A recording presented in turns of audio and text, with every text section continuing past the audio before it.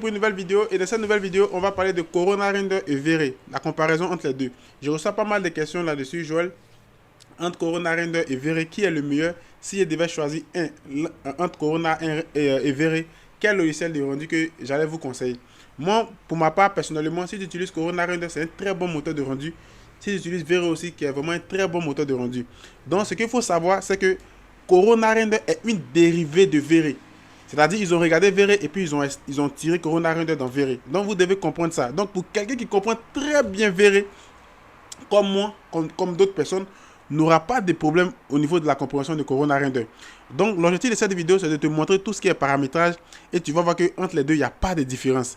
Donc si tu aimes tout ce que je fais, tout ce que moi je te recommande, si tu me suis depuis YouTube, Facebook et autres pour encourager mon travail et permettre aux plateformes de montrer la vidéo à plusieurs personnes, tout ce que je te demande, pouce bleu, abonne-toi, partage pour ne pas rater la prochaine vidéo, active la cloche sur YouTube et sur Facebook.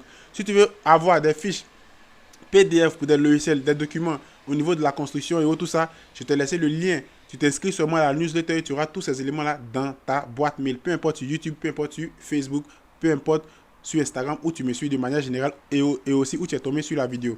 Pour des personnes qui m'ont demandé au niveau du module, au niveau des modules de la formation de Vray for SketchUp, actuellement le module ici, vous allez venir sur mon site internet joelassi-createur3d.com, vous allez venir sur cours.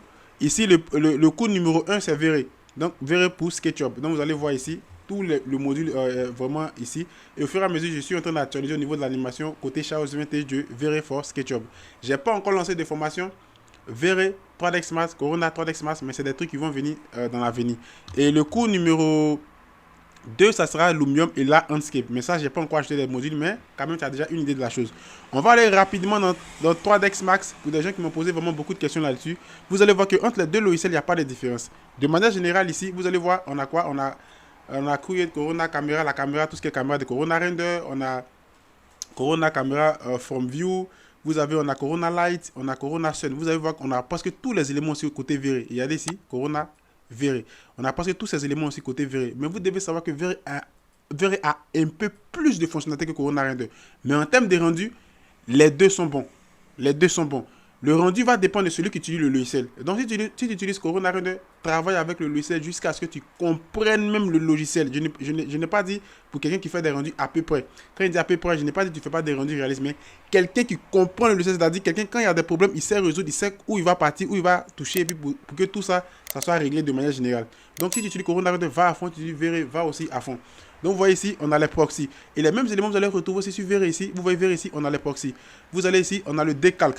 Le décalque, c'est une option qui va nous permettre de faire quoi? Souvent, vous allez voir sur des surfaces. Par exemple, tu prends le mur de ta maison et tu vas faire une projection avec le décalque. Et grâce au décalque, tu peux ajouter ton logo sur cette partie-là ou bien une image sur une partie du mur, peu importe, ou bien ton logo sur un verre et autres, une table, peu importe.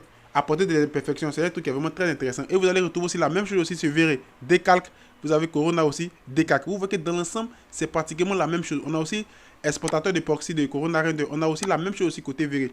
Vous avez Vray Ambient. Vous avez Vray Sun. Vous avez aussi ici Vray Sun. Vous allez venir juste ici au niveau de manière générale ici des matériaux. Quand je clique ici, vous voyez, on a la partie de Corona Render. Pour tous ceux qui utilisent Vray, vous allez voir que c'est la même chose. C'est juste qu'ici, on est dans Corona Render. De manière générale, regardez, c'est la même chose. Rien ne va changer. On va partir juste encore devant, vous avez le Shadow Cosmos. Vous avez aussi le frame buffer. Donc, on va aller directement pour ne pas faire trop durer la vidéo. On va vous montrer quelques paramètres, vous allez voir.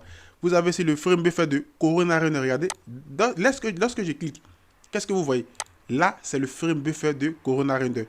Vous avez la partie post, start, historique, light mix, qu'on retrouve aussi dans le frame buffer de Vray. Je vais montrer maintenant le frame buffer de Vray dans 3ds Max. Je ferme.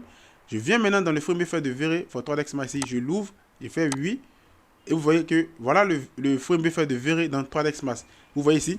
Et je vais vous montrer maintenant le frame buffer de Vray dans SketchUp. Regardez. Voilà le frame buffer de Vray dans SketchUp. Regardez, vous voyez. Vous voyez qu'il n'y a pas de différence. Donc si tu comprends très bien Vray for SketchUp, tu as déjà une avance très rapidement dans Vray for 3ds Max. Tu vas comprendre ça rapidement. Moi, quand j'ai commencé à m'intéresser à Vray, je n'ai pas utilisé Vray dans 3ds Max. J'ai plutôt utilisé Vray dans SketchUp. Mais quand j'ai ouvert 3ds Max et Vray for 3ds Max, j'ai compris directement le logiciel. Parce que c'est la même chose. C'est juste le logiciel 3D qui va changer. Donc, lorsqu'on va se rediriger maintenant dans 3ds Max de manière générale, ici, vous voyez, on a le frame buffer de V-Ray dans 3ds Max. Et vous avez vu aussi le frame buffer de Corona Render de manière générale dans 3ds Max. Regardez, il n'y a pas de différence. C'est la même chose. Vous avez aussi la partie interactive que vous allez retrouver ici aussi. Vous allez aussi avoir aussi la partie interactive que vous allez avoir aussi dans le frame buffer aussi de 3ds Max qui est là aussi. Donc vous voyez, de manière générale, c'est la même chose. Et vous allez avoir les autres éléments, le rendering active, viewport et autres, tout ça. Vous avez aussi le flux, vous allez avoir aussi le volume et autres. Vous avez le display CMM modifier. Vous avez la partie aussi des les matériaux. De manière générale, de V-Ray au niveau de 3ds Max. Vous avez le Chaos Browser. Vous avez presque pratiquement les mêmes éléments. Maintenant, pour ne plus trop tarder, pour ne pas rendre la vidéo trop longue, on va aller directement dans la configuration, vous allez voir. On vient maintenant dans la partie Settings, ici. On ouvre. Ici, lorsque j'ouvre la partie Settings, au niveau de tout le moteur, des moteurs de rendu, vous allez voir qu'ici, ils vont proposer tous les moteurs de rendu qui sont en relation avec 3ds Max. On peut encore ajouter d'autres moteurs de rendu. On a Arnold, on a Art Render, on a beaucoup de moteurs de rendu qu'on peut encore ajouter à 3ds Max. Mais nous, ce qui va nous intéresser, c'est Corona Render et V-Ray. Ici, lorsque je suis sur cette partie, qu'est-ce que je fais? Je choisis le moteur de rendu que je vais utiliser dans 3ds Max. Regardez ici, j'ai pris V-Ray 2. Lorsque je suis dans V-Ray 2 dans 3ds Max, quand vous allez voir, qu'est-ce qui va se passer? On aura les configurations de V-Ray 2. C'est-à-dire V-Ray avec la mise à jour de, regardez, V-Ray, Global Illumination, Setting, Render, Element. Regardez ça. Et qu'est-ce qui va se passer à partir de là? Quand on vient juste ici, vous voyez, on a les mêmes choses. Simple. On va descendre un peu. Atmosphère, effet, display segment, vidéo, color check. Vous voyez, on a pratiquement les mêmes éléments. Ici, la taille de l'image, comment vous allez régler en fonction du pixel, tout ça, c'est déjà là. Quand on va venir ici, vous voyez ici, V-Ray, frame buffer, global switch, option, IPR option. Vous voyez, on a pratiquement les mêmes choses. Image simple, tout ça. Quand on va venir dans la partie de global illumination, le light cache, le brute force, vous voyez, regardez juste ici. Quand on va partir par exemple dans V-Ray for SketchUp, regardez, vous allez voir qu'il n'y a pas de différence. On vient ici, global illumination, brute force, vous avez aussi le light cache, vous voyez. Donc c'est automatiquement pour celui qui utilise et qui comprend très bien V-Ray, peu importe où il va l'utiliser, il n'aura pas de problème où il va utiliser V-Ray. Même il n'aura pas de problème aussi avec Corona Render, vous voyez, tous les éléments chaotiques pour configurer tout ce qui est. On utilise ça aussi pour configurer très bien aussi la piscine et tout ça, tous ces éléments-là. Vous voyez, settings, vous voyez, les éléments, les paramétrages de V-Ray et autres. Vous avez render element, c'est-à-dire ajouter des éléments. Quand vous allez finir votre rendu, vous allez ajouter des éléments qui vont faciliter la post-production dans Photoshop. Ça, regardez, remarquez très bien, on est sur la partie V-Ray for 3ds Max. Maintenant, je vais changer. Regardez très bien l'interface, vous voyez, au niveau de la configuration. Maintenant, je vais changer sur Corona Render 3ds Max et puis Corona Render. Regardez, il fait ça. Là, maintenant, je prends Corona Render. Quand j'appuie, regardez, ça va s'actualiser. Et là, maintenant, je suis sur Corona Render. Regardez, qu'est-ce qui a changé? Rien n'a changé de manière générale. C'est quelques détails seulement, regardez. C'est les mêmes choses qu'on a trouvé dans V-Ray. C'est la même chose aussi qu'on trouve dans Corona Render. Regardez là. Scène, environnement, settings. Vous voyez, c'est les mêmes éléments qu'on va retrouver encore ici. C'est juste que dans Corona Render, on n'a pas beaucoup, c'est-à-dire, je vous explique. V-Ray a un peu plus d'options que Corona Render, c'est tout. Mais dans l'ensemble, c'est la même chose. Vous voyez ici, quand il fait ça, c'est les mêmes éléments. Caméra.